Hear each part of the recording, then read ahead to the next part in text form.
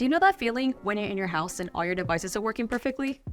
Probably not. In the engineering and design field, it's often said that good designs are invisible.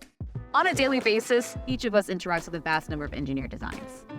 One product that you're all quite familiar with is the automatic hand sanitizer dispenser. Back in 2013, Gojo, the company that markets Purell, identified a problem with these dispensers. They ran out of battery power pretty quickly. They were able to redesign the hand sanitizer pump to be a whopping 50% more energy efficient, but how did they do it? Rather than being limited by their imaginations, the team used the Bioinspired design process. Bioinspired design refers to the process of designing solutions that take inspirations from organismal adaptations.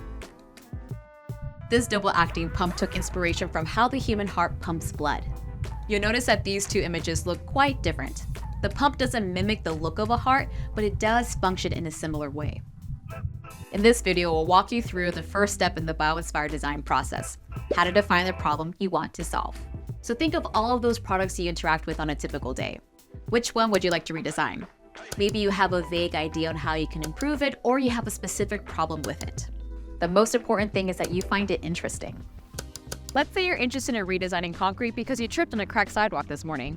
You're probably already aware that cracks are a problem for people who use wheelchairs and skateboards.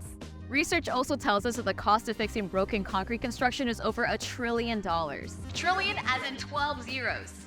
It also turns out that concrete has a huge carbon footprint. In total, the concrete industry produces more than 8% of all of our global greenhouse gas emissions. That's more than flying.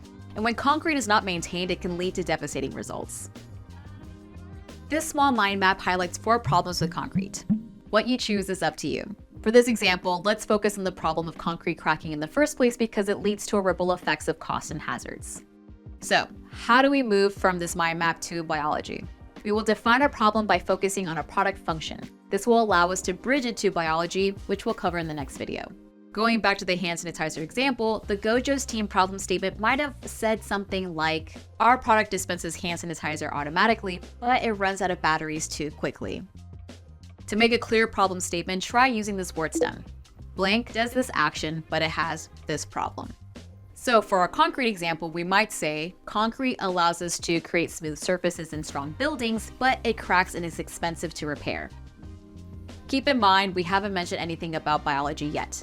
Before we look to living things for inspiration, we first need to define our problem. Later on, we'll find biological functions that could inspire solutions to this problem. Now it's your turn. Can you identify a problem that you're excited to solve? Picking a problem that's interesting to you is the first step in Bioinspired design. So have fun with it.